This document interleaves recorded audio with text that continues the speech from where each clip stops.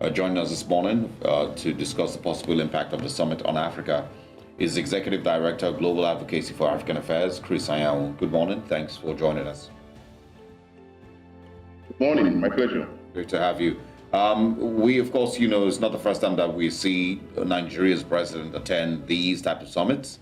But over time, there's arguably not very much that has been, benefited from these summits. Do you think it might be different this time? I think I completely agree with you. I personally do not feel so excited about some of these engagements, which most of the time have actually ended up in mere talk show, very high in talks and very low in implementation. So I feel this is not a force. We've all year round. There is Russia, Africa. There is Germany, Africa. There is South Africa, even India and Africa, and all year round.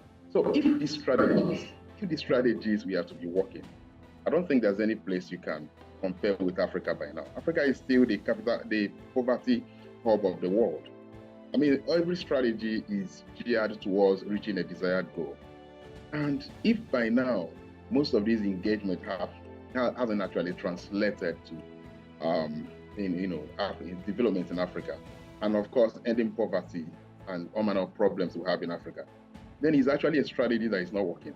I just feel our leaders, most of our leaders are so distracted. They are very distracted, truncating from one center to another, looking for solution.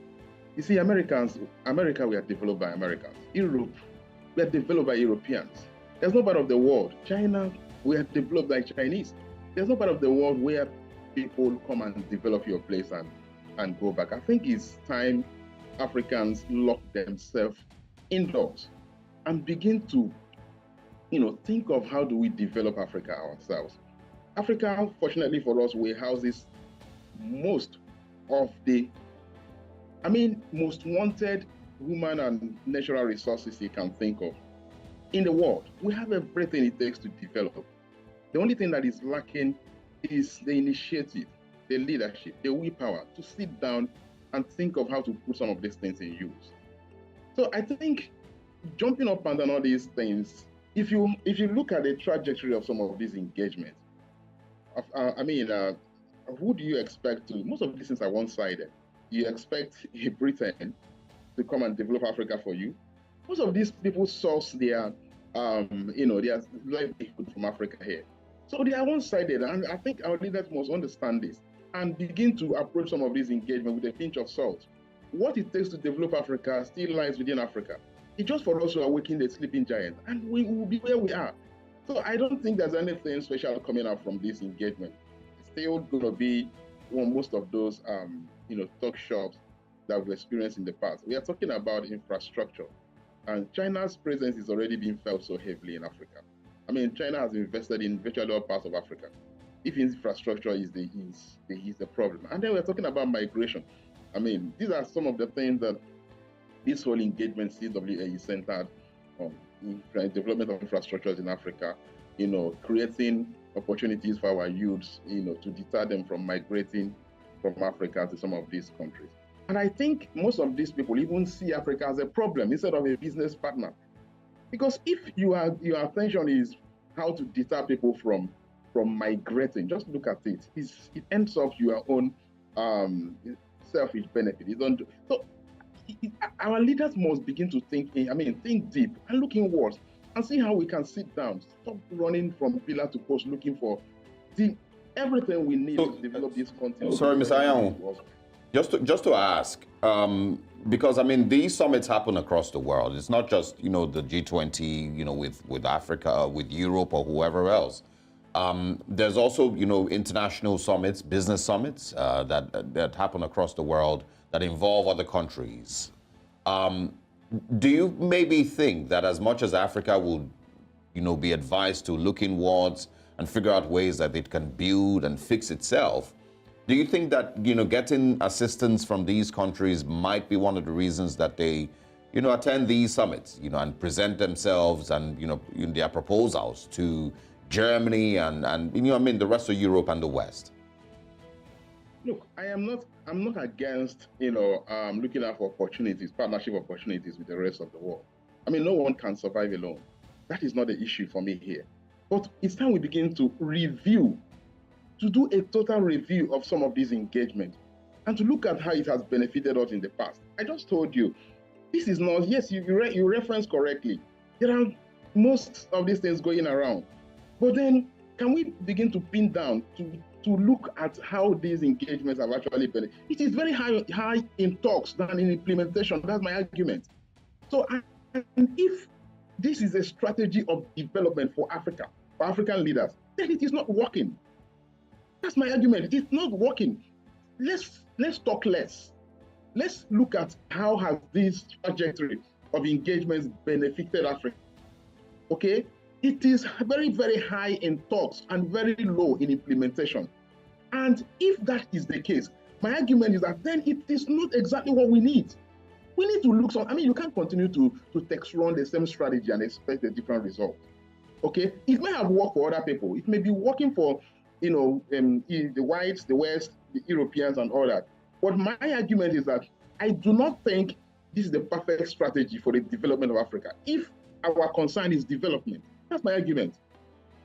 But you do recall that, most importantly, sometimes when these summits are being held, it's also an open door or window for conversations to be ignited, especially looking at a clear invitation extended to other countries to indeed come in and invest. I mean, we did also see Mr. President there. But then again, my question to you is equally in line with what you've said, and I'd like your opinion on this. The former president of Nigeria, President Muhammadu Buhari, taking a look at the number of trips that he actually engaged in. I mean, if I'm going to start mentioning them, I'm sure time would fail. But let's take a look at a few of them. His first visit was to Belgium, Burkina Faso, Cameroon, Egypt, Guinea-Bissau, India. Second visit, in front of me here, I can tell you that he visited more than, if not up to 20 to 30 countries. And some of them were repetitive. He had to go back to these countries like Ethiopia, France, Saudi Arabia, and the likes. But at the end of the day, what has Nigeria gotten from these trips? Many would say absolutely nothing. Our refineries are not working, and the likes, and so on and so forth. But here you have a president like President Bola Ahmed Tinubu, in whom, one of the front pages of the papers, which we will review later on, he has said that Siemens and the like should quickly come into Nigeria and invest in the rail projects and, of course, in the youths. Can we, for once, say, let's be optimistic that this could actually tilt to a better way or road path, especially for Nigerians? But I think you asked me a question and you answered it yourself. If you look at the trajectory of these engagements, and look, Obasanjo went the same pattern. He went the same way. All the people that were there before President Tinubu, they went the same way, same pattern, everything. My argument is that I do not think you want to do the same thing and you expect that that same thing will give you a different result. This has been, quote and unquote, our only development strategy over the years. Trying to engage, trying to attend some messages, trying to go cap in hand, begging for a lot of things. But of course, that we can actually do for ourselves here. So the strategy is not working. Let us start reviewing some of these strategies. I'm sorry to disappoint, I don't want to sound like a broken record this morning. I'm just being real here. I have an issue. Most of these engagements are not sincere enough. And this argument has been authenticated by the Francophone countries. We just not too long, we saw what happened in most of the Francophone countries, where they accused, France and other Western countries of a lot of things, ranging from, exploiting their raw materials for their selfish interests and all manner. Okay? There is actually no country in the world that does not want development. So why do you think people want to leave their own problems, come and solve yours? So I think Africans and our leaders must start looking inwards. God has given us everything. Look, the human resources are there. Natural resources are there. I do not think the magic that we've been expecting and we've all asked for over the years is in the hands of these so-called business partners that we keep running to for one form of help or the other. Let us sit down. Let us sit down and begin to ask critical questions and engage our own to work. And then we will get there. That was exactly what China did. China never ran from one place to another looking for how to develop or how to be better. They locked themselves indoors and they came out better. That's a strategy that has proven, to be working. Let us adopt a different strategy and see where that takes us. See, engagement is fine, partnership excellent. I mean, Africa does not exist in silos. We need all these engagement. But then, can we review the ones we've had over the years and then see at ourselves if this is the only strategy, we have, towards development in Africa? This cannot be. It has not worked. It's not so perfect. It's not excellent. And like my argument, like I said before, any strategy that cannot take you to your desired goal, it is not a perfect strategy. So this strategy has not helped us. It's time to review. That's my argument. Your argument is indeed rife. Your argument is taken note of. It's also in line with what Paul Kagame, the president of Rwanda, had initially said, that it doesn't see why leaders would indeed go and gather, and at the end of the day, after conferences and the likes, they still come back to what they have now. But then again, let's also look at it this way. Would you agree, or would you say that this is as a result of the failure of the African Union? Because the African Union is actually supposed to deliver on the goals and sustainability of what African countries and leaders are supposed to deliver on. So are you going to agree that African Union has indeed failed, not being able to live up to a part of its strategies? Yeah, it might be right to blame the African Union, but I don't think it's also right to blame them for virtually everything or every form of failure in Africa. Because countries can develop. These are sovereign countries in Africa. Countries can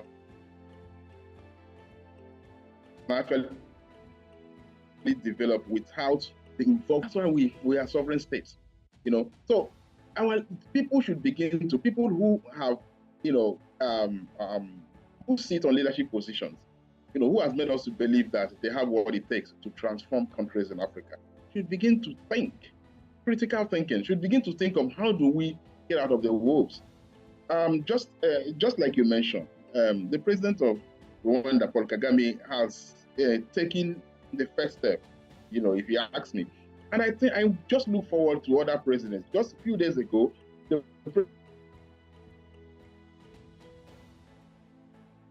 Anyanwu, can you hear us? All right, we seem to be struggling with your connection while we try to... Okay, if you can hear us, go ahead. Yeah, can you hear me? Yes, go ahead, please. So what I'm saying in essence is that, look, individual leaders in Africa, can come up with initiatives on how to develop their place. Let's start from there. So blaming AU for virtually, AU have their mandate cut out for them clearly. And of course, if you ask me, they have not actually failed so excellently in that mandate. But on this, I think individual African leaders should show leadership. They should take up the challenge of developing different constituencies of Africa, their countries, and then we take it up from there. Let's also then, do a quick focus on Nigeria. President Tinubu is only just a few months old in office. If you saw there, of course, there was the Minister for Finance, Wale Edun, was right next to him, at the G20 summit. Seemed very excited to be there. Not sure why. But let's get your thoughts on Nigeria in particular and what you would expect from Nigeria's current president. So if he's going to be going back to the G20 in maybe another 2 years, where do you think Nigeria should be at that time? So that if he's, speaking with anybody in 2 years' time or in 3 years' time about investments, about, economic partnerships and the likes, he should at least have done his homework back at home. So what work do you think he should be doing at home before approaching the G20 in the next couple of years again? Well, I want to see President Tinubu as someone who is ready for leadership, giving all benefit of doubt. I like it when he said he was about to sign performance, charter with his ministers, during the very last ministerial retreats and all that. That's, that sent a signal of someone who actually wants to do something differently. Unlike the last administration, who, took us 50 years backward. We didn't really understand what we were doing for 8 years, though. So, if that being the case, then I want to see, a situation where reviews will be done, in the next meeting.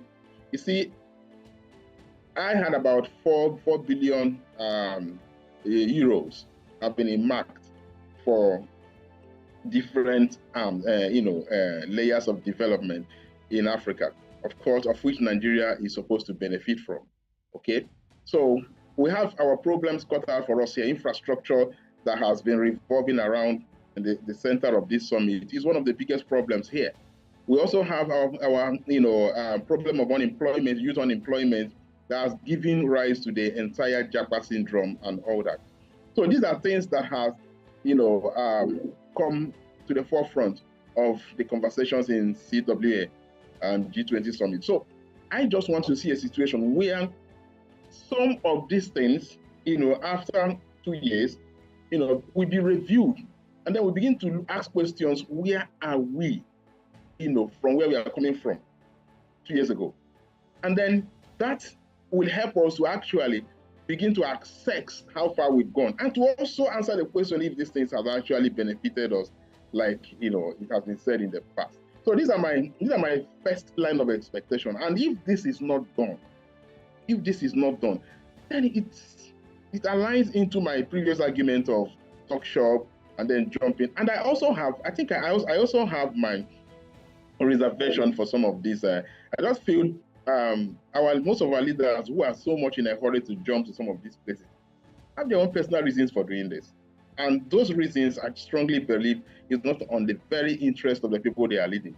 We have seen how, in the past, how Abacha's movement from one place to another ended up in looting our, common patrimony that we are trying to recover till tomorrow. So I'm not making any accusation here, but I just want to believe most of these things are sincere enough. And if that being the case, I want to see it work. All right. Thank you so much for joining us. Global Advocacy for African Affairs Executive Director, Chrys Anyanwu. Thank you for being here this morning.